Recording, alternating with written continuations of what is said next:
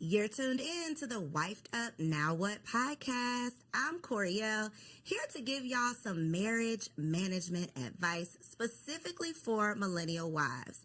Now, before I introduce my guest, let's just address the elephant in the room. I know that when you saw me pop up on the screen, the first thing you were thinking was, where's TK? Don't worry, TK is going to be here at the end of the episode, okay? So if you are here for our girl TK, stick around. She'll definitely be here for that Wifey Keeps It Spicy, okay? Today's guests are two amazing wives who have some stories to share.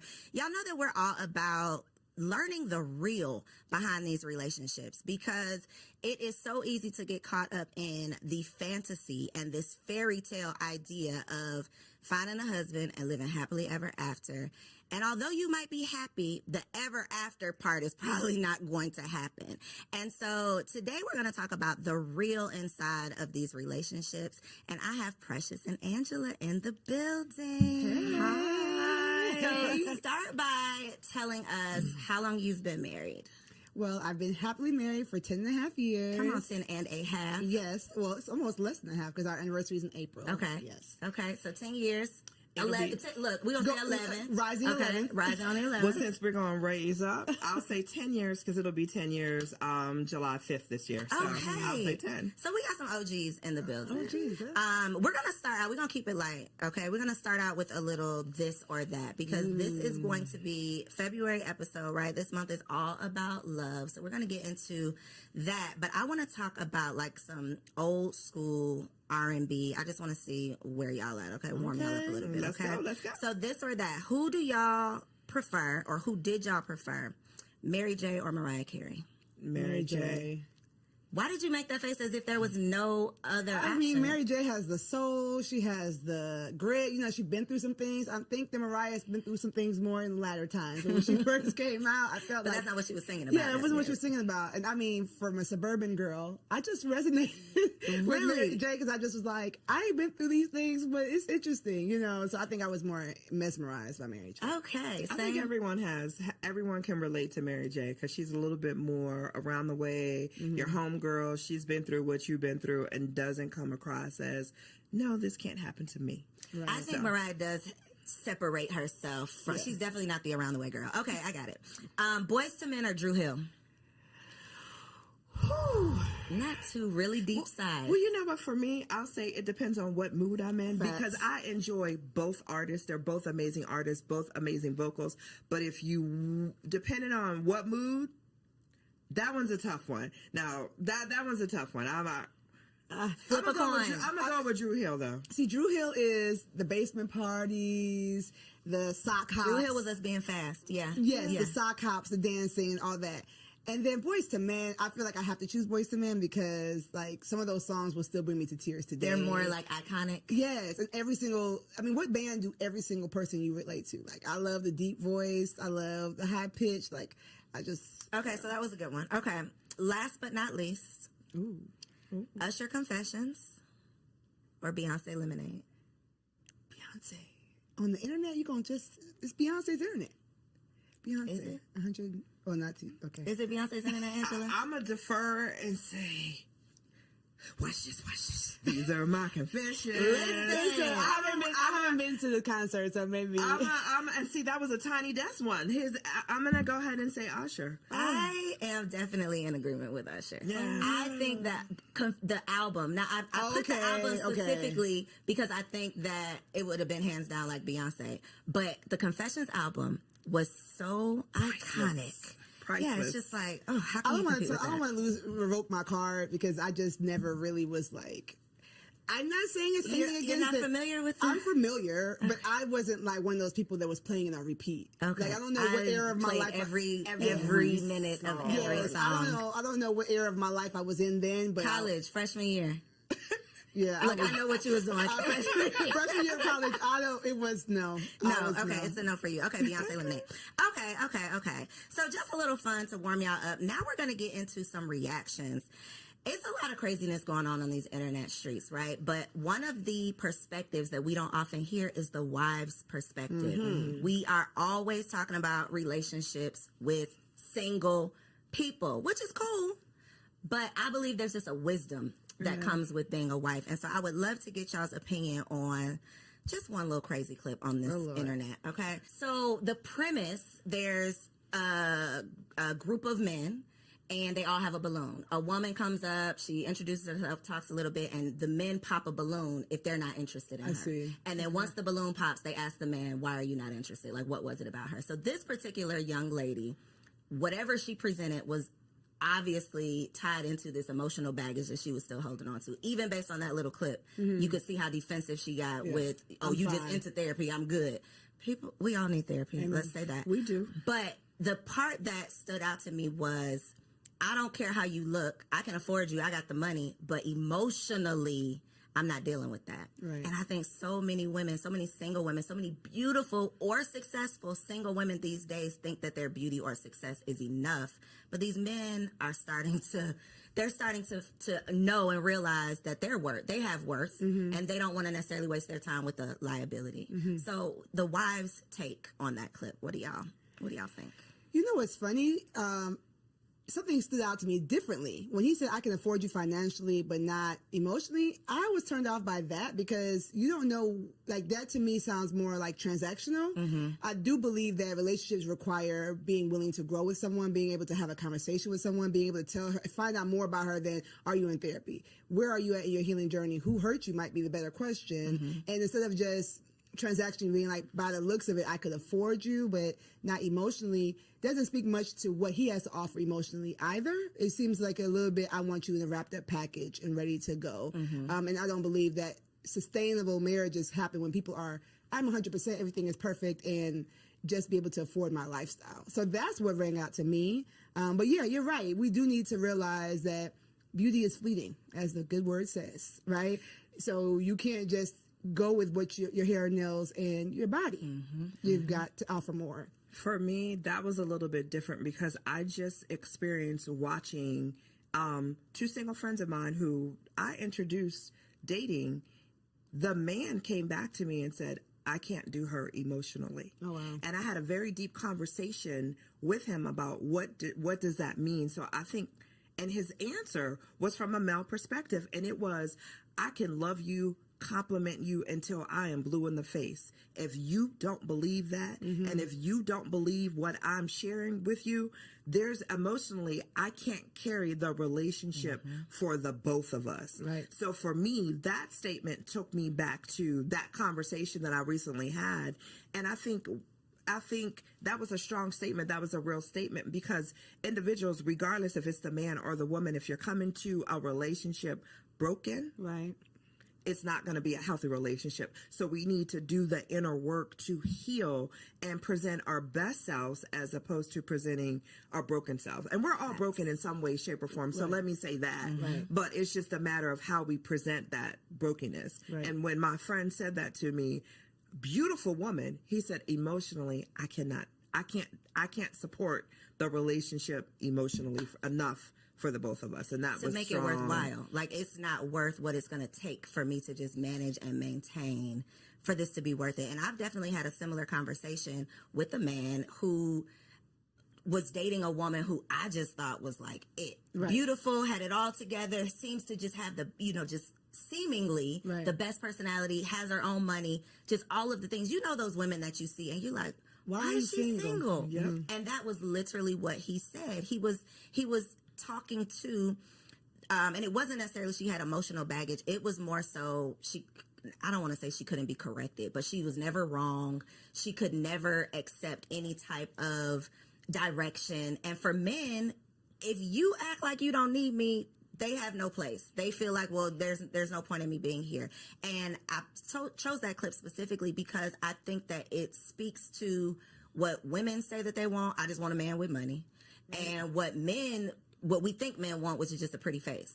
So part of what you didn't see was her explaining, you know, what she wanted in a man was he had to have X number of dollars. He had to be at this certain position in life. And this man who's a doctor who is in that position was saying, well, I got it. I can do all that, but I don't want to deal with that. I see. The issue is I've been out of this dating pool so long. You know, it's been 12 and a half years at this point. And I go to a gym where there's a lot of young ladies and we talk and, you know, I'm always mesmerized by it, but it's so forward that it's so much criteria dropping, right? It's so much judging and pretentiousness. Like, it's not enough. Let me get to know you. And even the game is hilarious to me because it's just like, why do we as millennials want to label everything, quantify everything, get straight to the point per se, right? And we think that we're doing ourselves a favor, but really we're losing that nuance, that je ne sais quoi of getting to know someone, getting to experience that person. And, you know, for her, I feel bad because she's probably put that air up because she's been in this pool of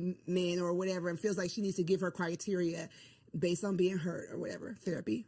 As a counselor, I would, she needs therapy. But it's hard for me. I'm trying to stay out of that pool, and I'm praying for everyone in it. That part. I think, though, the defensiveness is definitely a turnoff. Yeah. Anybody who does not need therapy would not start the sentence off with, I think you just into that. You know, like, you clearly are proving his point with that response. So I think it's just an opportunity to check ourselves, get more aware, and know what the other, whoever you want to date, I'm just going to say the opposite sex, know what they actually want. Yeah. Because we can't say we want to be in a marriage with a man and then a man tells us what he desires and we like, but no, I'm not doing that. Go, get somebody else to do it. And it's like, but then you get what you get. Yeah, what do you really want? Okay, so that was good. So one of the things that I have personally just gotten into, y'all, I just launched a blog, okay, everybodylied.com, and it's the premise of we've been lied to. We've been lied to our whole lives about so many things. For the sake of this conversation, though, we're going to focus on the marriage lies, okay? One of the things that I realized as someone who has always wanted to be a wife, this is something that I've prayed for, I thought I prepared for it, all of the things, and I got into it and still didn't know what the hell I was doing. And I'm a happy wife. To your point, happily married, right? A happy wife. I love my husband, and it's still very hard. Yeah. And so I know that I'm not alone in that. And I know so many women get into these marriages, become a wife, take on this role, and then it's not necessarily what they thought it was going to be, or they don't know how to manage or maintain. So first question for you two, what was the biggest, like, reality check once you became a wife? Well, for me, similar. My parents are still married. I did not model my marriage after my parents, however, but I'm from Ghana, West Africa. And so my biggest reality check was that you really make the marriage you want. It doesn't have to come. It's not like I get married and I enter this thing and it's just going to be ready made. Like, no, you've got to make the marriage you want. You've got to create the boundaries you want. You know, a piece of advice that my wonderful mom told me is that don't start nothing you don't want to keep doing. And it is true, like the boundaries. Oh, give an example, Precious. Okay, so when I was young and married, before we had, my husband was a single dad, so I have the bonus family structure. He would wake up really, really early to go to work. And I'm like, I'm going to wake up and make him breakfast. Woo. So, 5 a.m., I woke up every morning and made him breakfast for work and helped him get his lunch together. So we because he's our first child after the first year, baby comes, and I'm like, I'm not getting up to make it. I might put your snacks out the night before. But my mom, when she heard I was doing it, she's like, I don't know if you want to do that for 30 years, and basically don't false advertise. So when we changed that system, I had to talk to him and say, I think I was ambitious. I was doing too much. I still love you all the same. I'm going to show you love because his love language is acts of service. I'm going to show you love in other ways. Now that I think about that, I need to start going back to some of those things. But you make the marriage you want. And if you're open and do premarital counseling and do all the things about communicating, you have to communicate when that marriage that you built is not looking, the math isn't mathing. It's not looking the way you want. It's not just I walk into marriage and marriage happens to me. You've got to work. Not starting something that's not sustainable because baby.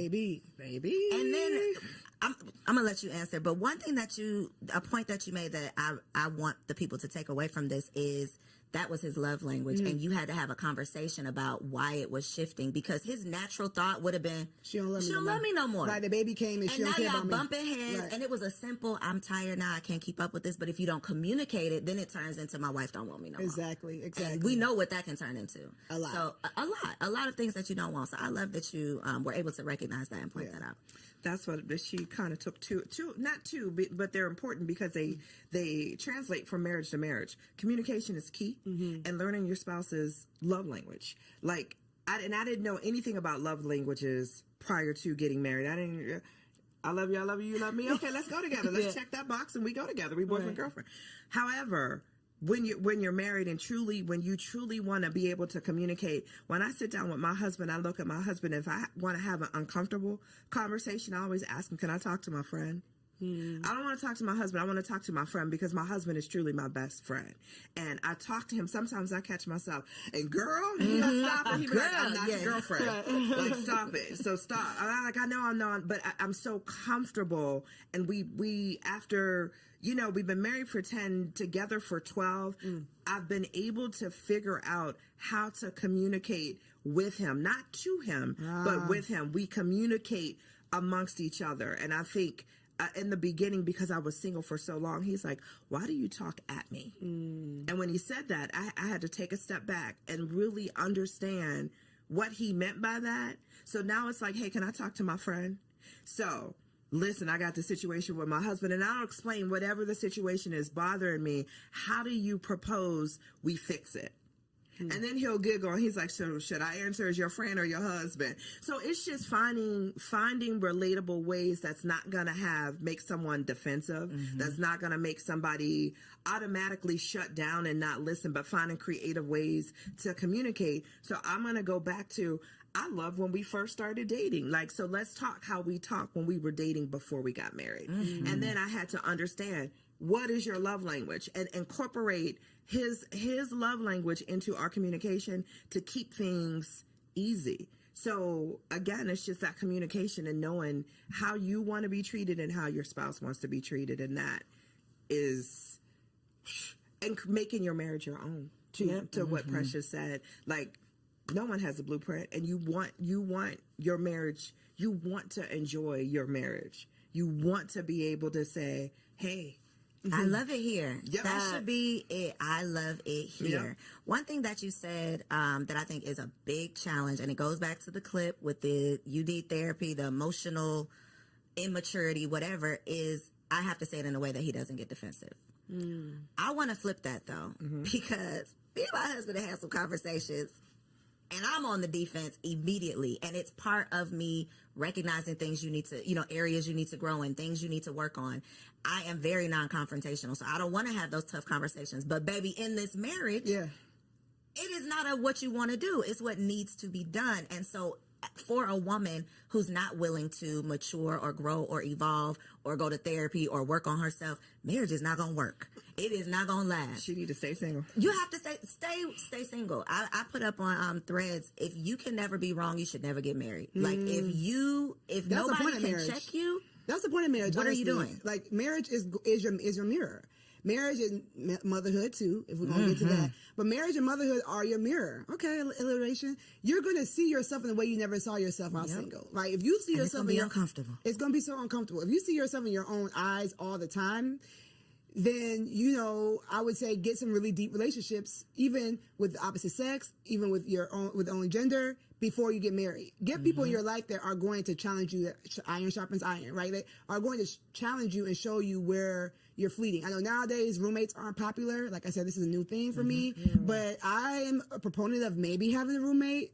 It depends on your age. Somebody that's just going to show you, like, you do this and it's weird. Like, stop doing that. And if the first person who has a hard conversation like that is your husband, then he's going to be the enemy. Yep. Then it's you and it's not me, because nobody else has ever told me this. But you've never allowed anybody that close to you.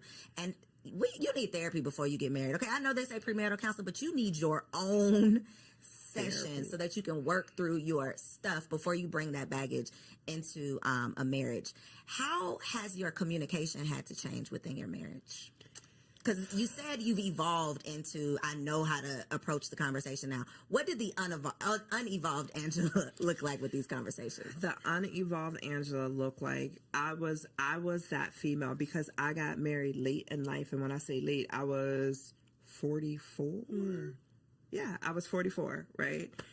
I was already set in my ways. So as individuals, when you, and I was a single mom. So raising my son, for me, I was pretty much set in my ways. I knew how I wanted my day to look from start to finish, or how I would move throughout the day from start to finish.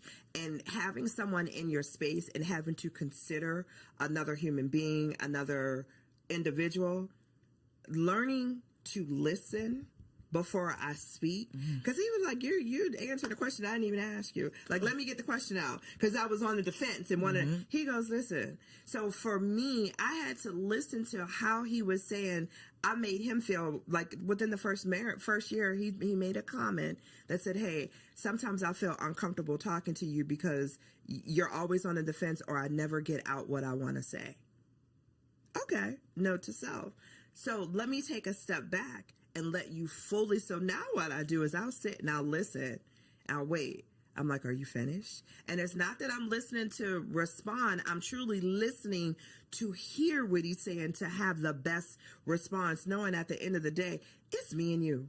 Like this isn't a competition. We're here to grow and evolve each other. So if you're telling me that I make you feel a certain way when you're talking to me, let me just listen first before I go to respond. And then that way you can feel comfortable with saying whatever it is that you want to say to me without me coming back at you. Well, you didn't do right. And it's not about me. It was his opportunity of telling me how I make him feel. So I don't respond back with, well, you do XYZ to me, or you do. It's about you. If this is your moment. So you need me to change these 3 things, I got you. No problem. Partner, I got you. What about you, Precious? I'm really thinking hard about this question. My husband's the easiest part about being married. Honestly, like the guy, his enemies don't like me. Right? They love him and don't like me. I'm like, wait, I didn't do nothing to you. Like, he just is the easiest part about being married. So our communication's always kind of been like, what's up? Very chill. I think the nonverbal communication is something that I've had to work on more. What's that look like? Your face talking for you? Face, maybe just like, my love language is physical touch, which is not a lot of women's love language. So if I'm irritated, I'm like, you don't really gotta touch me like that right now, right? But so working on that, and then also we talked about evolution, right? So Cole knows this. I lost 75 pounds before I got married, and I've gone through weight loss after having all of my kids and all that kind of stuff. Yes. So having 3 kids, having a weight loss journey, and now I help moms do the same thing, but I've had to learn my body. So my nonverbal communication has changed, right? The things that I like have changed. So I've had to communicate with him physically different, and he had to learn me more so differently as I have gotten older. Now I feel like I have the body I wanted when I was 20 something, you know what I'm saying, in my 30s. So our physical communication has changed and evolved, and he's thankfully saw me on my journey when we met. And so he likes me heavy. He likes me slim thick. And so it works, but we had to kind of figure out like, oh, okay, you can do that now. Okay. Like, okay. So our physical communication, has had to evolve. Okay. Reading between those lines. Exactly. I want to talk about those times you want to kill him though. Okay. Because 2 o'clock. Look, 3 o'clock now. I really love my husband down. And there are, love his dirty draws. But there are days when it's like, I'm going to kill this nigga. Yeah. Can I do this for the rest of eternity? Right. I have honestly had those thoughts. And I'm sure he has as well. I think it's just kind of what comes along with it. But that is not the expectation with the happily ever after that we're signing up for. Right. So in those moments when he is your best friend, he's the easiest part of marriage, but it ain't easy. What do you say to yourself in those moments? What is your outlet? How do you calm yourself down? What do you tell yourself to put yourself in check? Like, what do you do in those moments? Yeah, so I said my husband's the easiest part of marriage because his personality, like just who he is like, wow, I don't think my personality can match with anybody else on the planet, right? But marriage is more than just you and that person. Marriage is you and that person, their child, if you have a blended family, or their parents, the way they relate to their families. With however toxic their families are, that's something you need to evaluate before you get married. Like, all those things matter. And so, the days where I'm just like, I don't like how you handled that, or stick up for yourself, or go for more, or, you're so talented in this, I want you to, where you're like wanting to coach your own spouse and you have to let them be their own person. I have to really decide that, like, am I? Personal development and becoming a better you is always going to make a better we. And so I think that a lot of times, especially wives, we have that vision. We can see where we can go.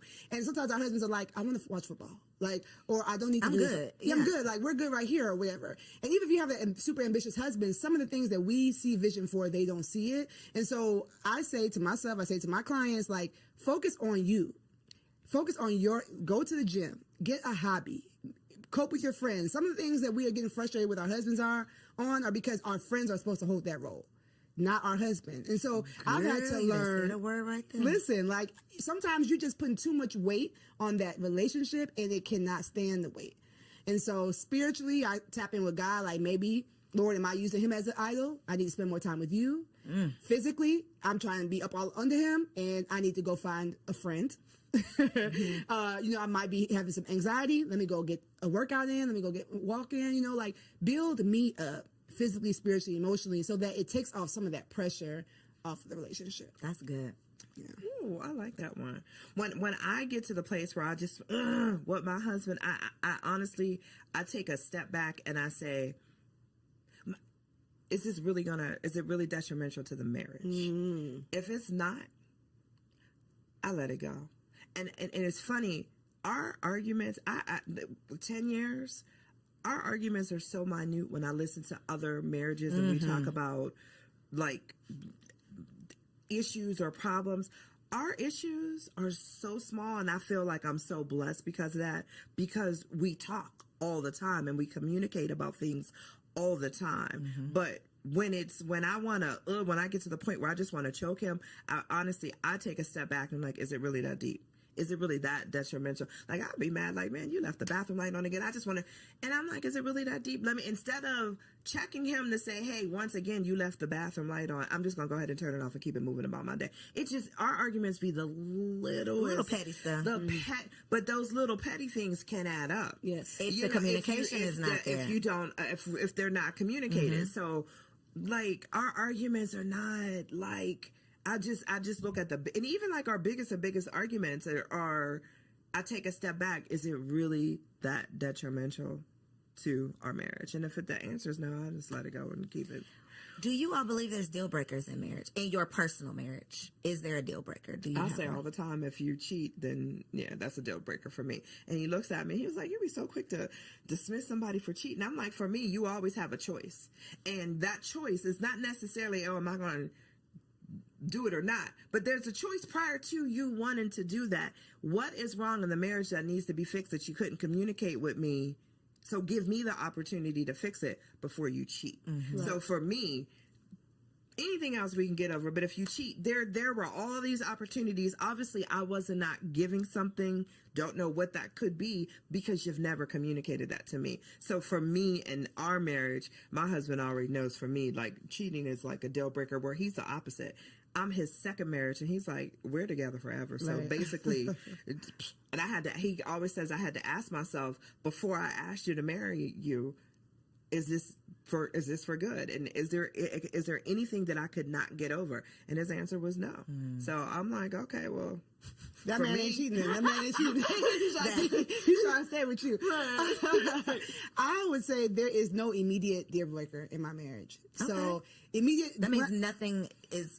You can't talk about, at least have a conversation about. Right. So immediate deal breaker mean I don't care what you say. It's over for me. I mean, maybe if he put his hands on me, I can't see myself. Maybe if he put his hands on you, because if he put his hands on me, I just can't see him turn. Like, that to me seems silly to say. You know what I'm Like, saying? there's no chance this Yeah, it was like when we were dating, I used to say, if it was a burning fire and me, your mom, and your daughter were in the room, who would you get first? He's like, I'm not answering that. That's silly. I'm going to find a way for all of y'all to live. Yeah, it's not happening. Why are we all in this house, in this fire, right? So that to me is like, when would he become, just randomly after all this time become that kind of person? So yes, I would not be with someone who would put their hands on me, but I don't have a immediate deal breaker.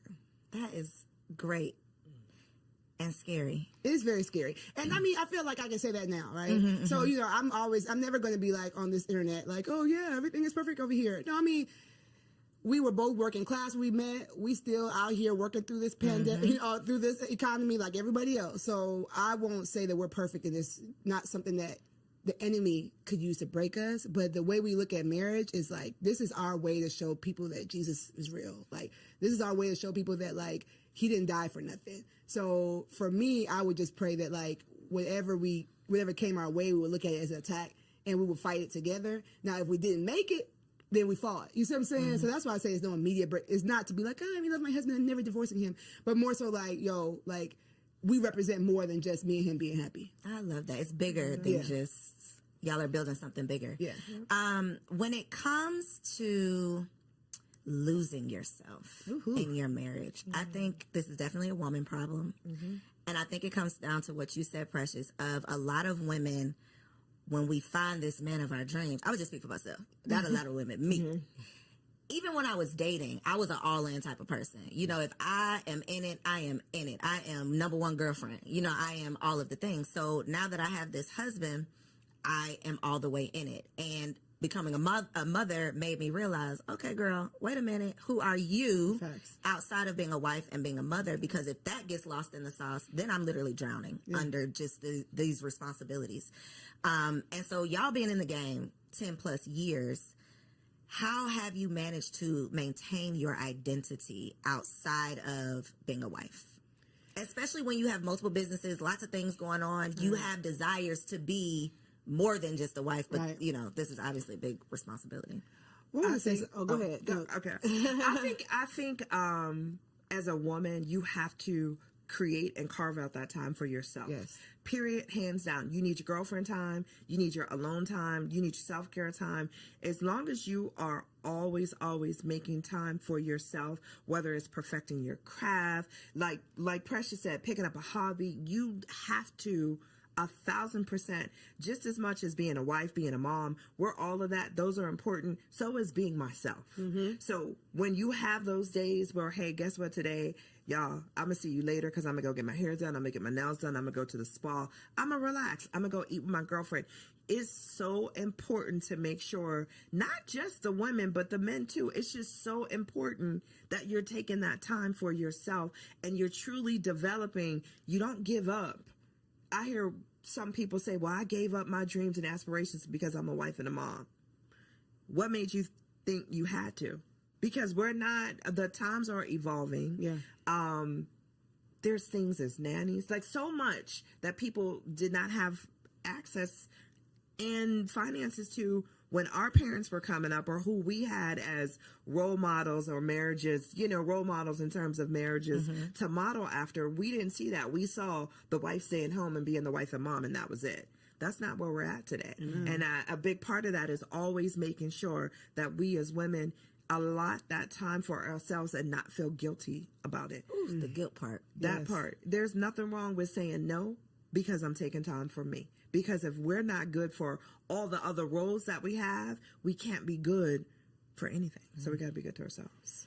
You already know that she's speaking my language, right? So I heard you speak. One thing I want to affirm you, because I'm always going to do that, is that when you're a woman such as Co, and you're doing all these things as a single woman, society was going to tell you that it's not possible to have it all.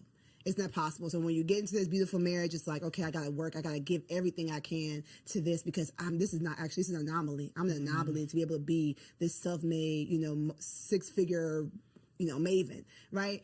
And so that's a lie. Right? Everybody lies. See, that's a lie. That's a lie. You can have it all. You might not have it all at the same time, and you might not be the one to do it all, but you can. Okay. Thank you. So you're welcome. You're welcome. It's gonna be, we in the trenches. No hood like motherhood. So we're in the trenches. But to your point, when I teach the LIFT framework, which is my framework, one of the letters is the F, the freedom mindset. That fighting that guilt. And what you said about the T, taking your turn, I'm not gonna go into that, right? Like you take your turn, you do stuff for you, but you gotta start with the mindset of why do you think you need to be lost? How, if you lose yourself, will your husband have someone to love? Will your kids have someone to nurture? Like, getting better gives him a new woman to love, right? Every time I get better, every time I lose an inch, every time I get a new hobby, it's like, okay. It's spicing things up without him having to go find somebody else. You see what I'm saying? And so I think that we have it backwards where it's like, oh, I've got to martyr myself for the things I love. But no, you're giving them a diminished version of yourself. And so even if mom guilt or wife guilt, because I feel like I have more wife guilt than mom guilt, them kids will be all right. Yeah, them kids will be all right. Yep. I feel like y'all have each other. I birthed all y'all so y'all can have each other, go on and play, right? But sometimes I'm like, I'm at this thing, I could spend more time with my husband, or I bring him something home to eat. Like, I have more wife guilt than mom guilt, but I have to remind myself that, like, the things that I'm doing to make myself better, make me happier, make me more understanding, make me more energetic. You know what I'm saying? Like, go to the gym, sis. Take the time for you, like, because you're going to be a better version of you when you get there. And so losing yourself is normal. It's more normal. That's a lie, too. It's more normal than you think. You might be beating yourself up and saying, why? I can't believe I let myself go. I can't believe it. A lot of people are doing it.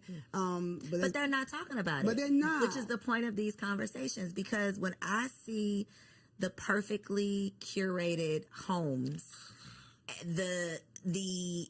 all this not a figment of our imagination, because I'm seeing it right here on my timeline. It's social media. It's what we think is the norm. And it's like, no, that is not. First of all, that's not even real, probably. But we are comparing our real lives to this fantasy or fraudulent 18 seconds, 30 seconds. Yeah, clip that we see.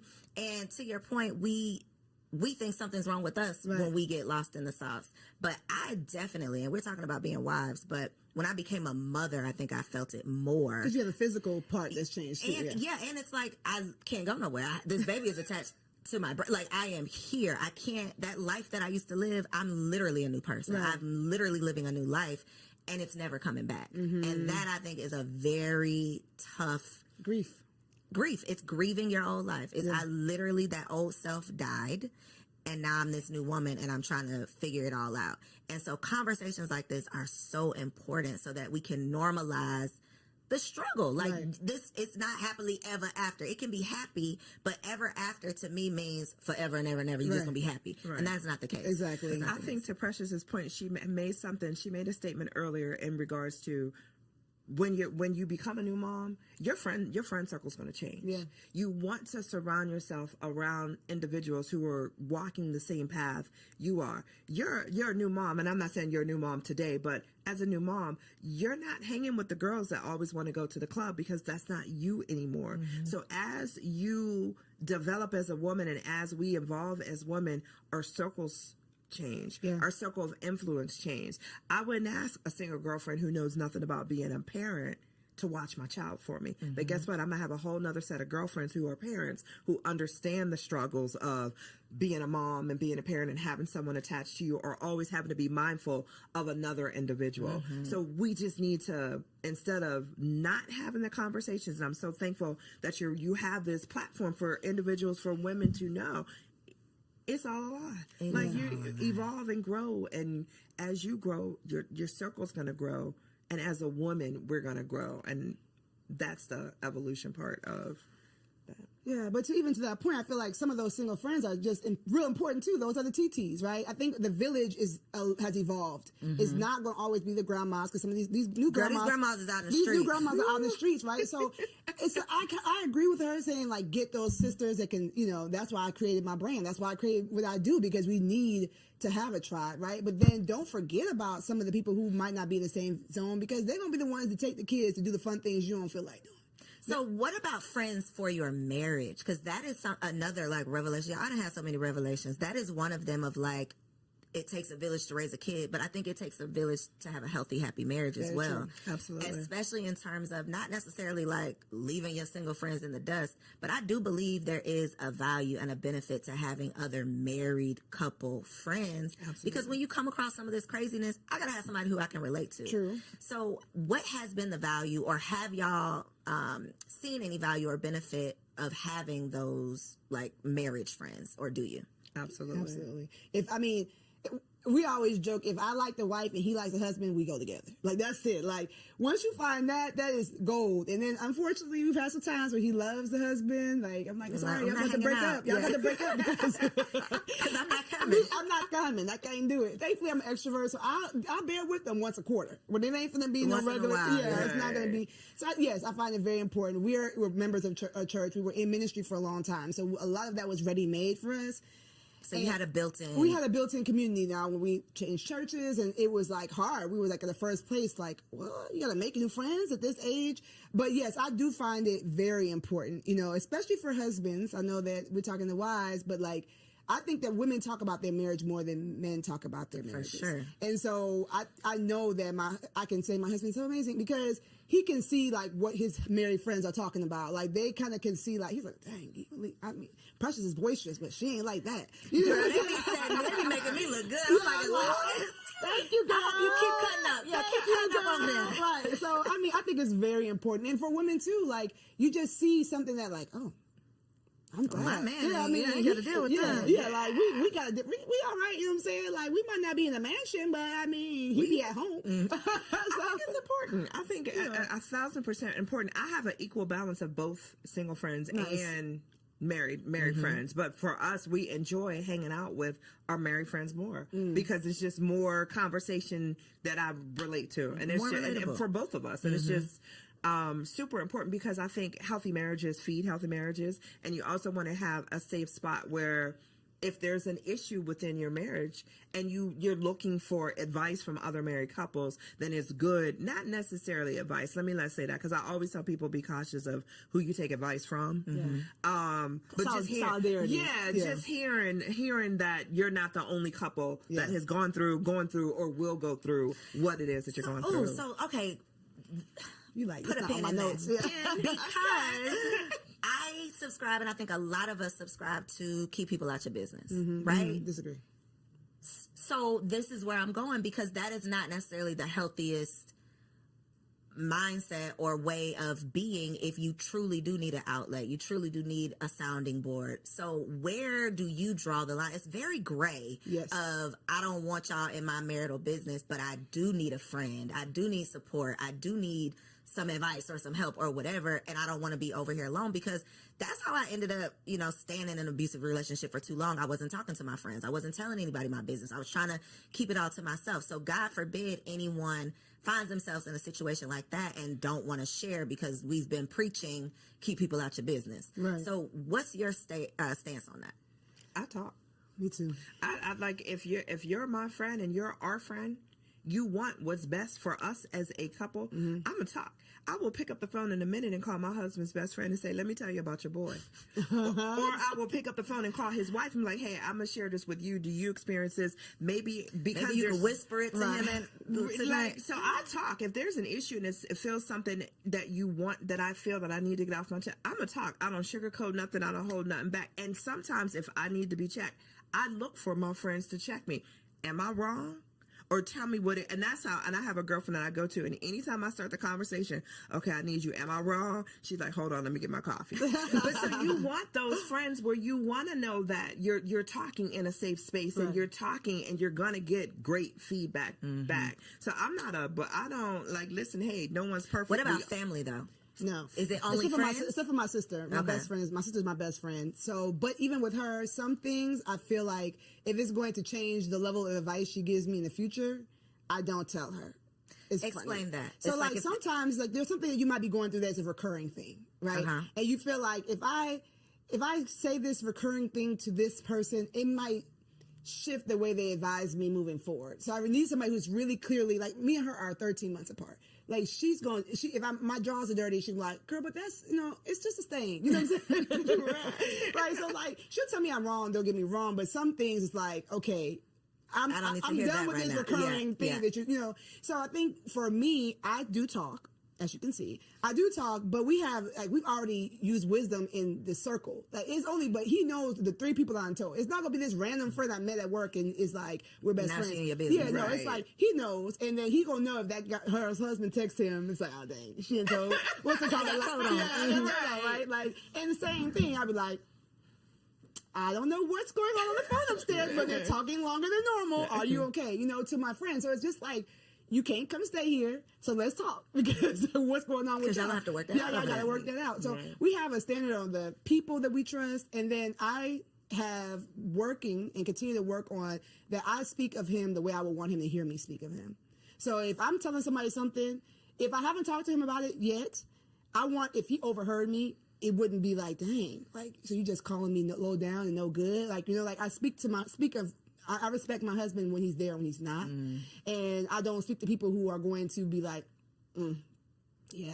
That, you know, like speak negatively of him too. If somebody has that type of vibe towards marriage, like, because you know, these husbands are, you are not the outlet. I can't. And I can be super close to that person, right? But if their view of marriage or based on where their marriage is, they're ready for you to like, yes, like finally, especially like I told y'all, my husband's liked by everybody. Yes, finally he did something. Because you know, all these husbands don't don't be all these, because then now I'm defensive. I came to you to complain about him, but now I'm like, but wait a minute.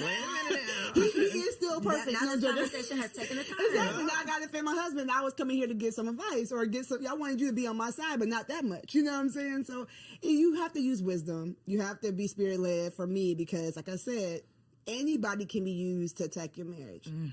And so if you want to work it out, that's where I think the whole don't talk to people is. If you know you want to work it out, or you know that there's something that might be somebody else might consider a deal breaker, go to the right person that's not going to come and be used to draw a wedge between you and your husband. I don't think it's family, though.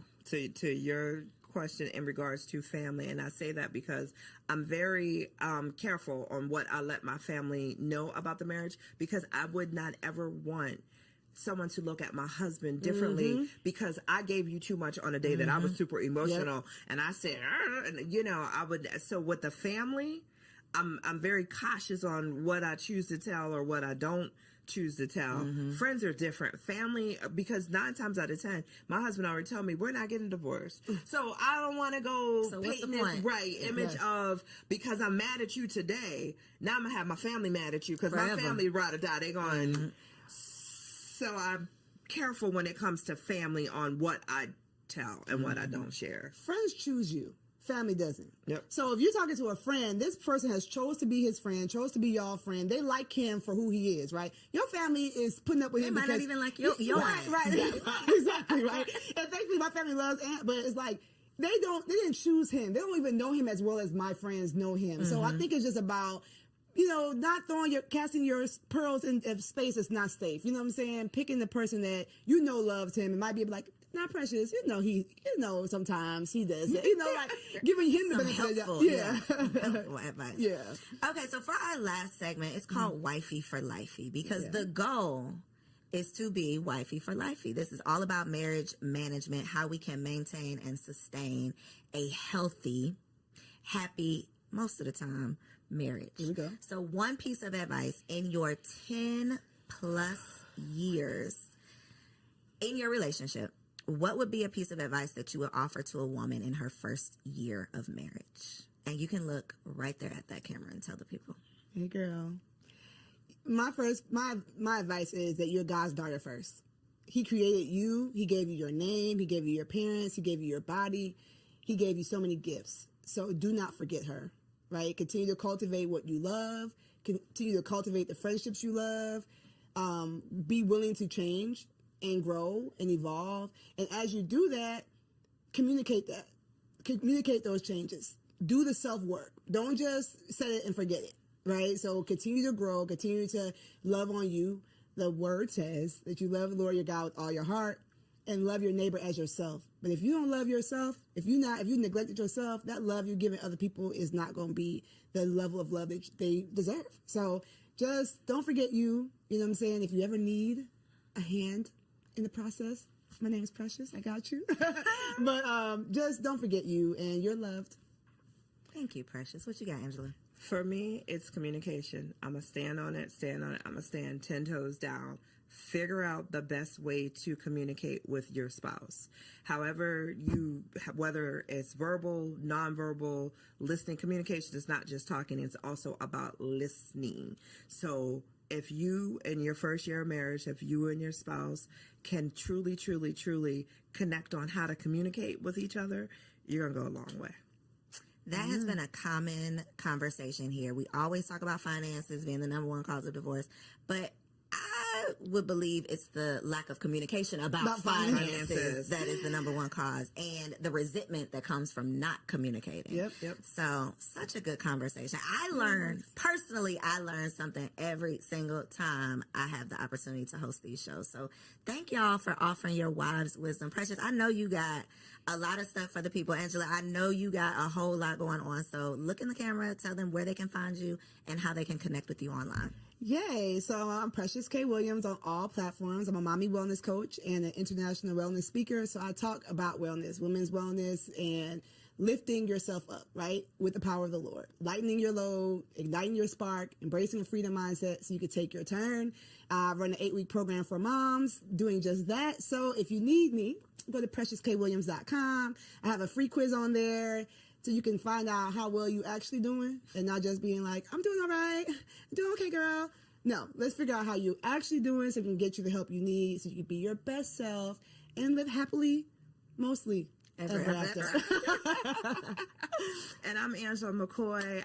You can find me. Well, I'm the president and CEO of Full Circle Consulting Group. We do public relations, we do marketing, we do artist management and events. So if you ever need a fantastic event, we got you. Yeah, you're an artist. You need management. We got you. Public relations. We got you. And if your company needs help with marketing, we got you covered there. You can find us at fullcircleconsultinggroup.com and Full Circle Consulting Group on IG. Two bossed up baddies that are still out here living healthy, happy wife life. Okay. So I hope y'all enjoyed the first part of today's episode. We are about to get into Wifey Keeps It Spicy. TK is the next face that you'll see. Catch you on the next episode. Hello, beautiful ladies. Welcome back to another Wifey Keep It Spicy segment with your girl, Takesha. I'm super excited to be back. Yes, with another banger, of course. This is the month of love, February. That's why I got on my red, keeping it sexy. But Valentine's Day is right around the corner as well. And so, of course, I had to give y'all some gems, some jewels, some tips, the tea on how to keep it spicy. Listen, this week is for the big girls. Okay. What do I mean? Because I'm about to challenge y'all to something all month long. Okay. I'm not just about to drop some gems for y'all to be able to enjoy one day. No, baby, we are about to have thriving sex lives and intimacy with our spouses forever. Okay. So we're going to lay down some foundational work, right? I want to challenge y'all as your sister, as your auntie, as your friend. Okay. Am I auntie? But as your friend, I want to challenge you to two things. Okay. I need you to ask yourself if you are ready for the challenge. Why am I challenging you? Because I have done these things. I have experience in these things, and they have absolutely elevated my intimacy with my man. Okay. So if you want to elevate your intimacy, if you want to keep it spicy, I dare you to accept this challenge. Number one, I challenge you to step up in your femininity, specifically in the way that you dress in your house. Okay. A lot of us need to go ahead and fold up the leggings, the oversized t-shirts, the hoodies, the sweatpants. Fold it up, sis. Let's fold it up. And we're going to wear our little house dresses around the house. Okay. We're going to wear elevated loungewear around the house. Okay. We're going to wear those Ross and TJ Maxx summer dresses in the home. We're going to get oiled up. We're going to look cute. Why does this matter? Why am I challenging you to this? It's because when you feel feminine and you feel soft and you are taking care of yourself, you will be more prepared to be able to be intimate later on at night. A lot of us are complaining about being tired and being drained and being overworked. And we just feel like we're in this masculine energy. Well, here's a small tip to step into that feminine energy so that you can be all you need to be when it is time to do what we need to do. Wear those dresses around the house all month long. Step into your feminine essence, right? I just want to put this caveat out there though. Be prepared for your man to want it all the time, and be prepared for you to want it. Okay. Because when you walk past that mirror and you see your silhouette and you see how good you look, you see how you jiggling and wiggling and smooth in that dress, you are going to feel confident. It's going to boost your self-esteem, and it helps you thrive in your femininity, which is absolutely attached to your intimacy. The second part of this challenge, and this is for the big girls. Are y'all ready? I want to give every single last one of y'all some homework. We are going to set our man down. We are going to set our husbands down. And this is exactly what we are going to ask. We're going to ask how we can be a better wife. We are going to ask for them to share with us all the areas that we could work on. We are going to ask for every aspect of our lives. How am I as a mother? How am I intimately? What is the things that you want from me? Talk to me, Big Daddy, right? And I know a lot of y'all like, girl, he the one that need to be elevating. He's the one that needs to be asking me these questions. But I just want to challenge y'all to take the lead. I want to challenge y'all to become more self-aware so that not only are you stepping into your femininity, you're looking more feminine, you are aware of the places that you need to grow in. You are aware in the areas that you need to stretch in. And therefore, overall, just allowing a space for a phenomenal place of intimacy to thrive. A lot of us think we're doing excellent and we just might not be. And that is okay. It is better to have your feelings hurt a little bit and become fully self-aware than to operate in full delusion and just be suffering. We don't want that. We're not building up a culture of women who think it's all about them. So this month we are challenging ourselves to be big girls. We're challenging ourselves not only to know how to be fire in the bedroom, throw it back, do all these tricks, but we're going to be phenomenal women. And so this is what's going to set up for the long-lasting, mind-blowing sex that we all want. So that is my advice. That's my tips for this month. I want y'all to comment down below, not this month, but this week. I want y'all to comment down below if you are accepting the challenge. Will you wear dresses all month long? Will you kind of get a little sexy and elevate that loungewear? And are you going to set your man down to really find out what's tea? Let me know.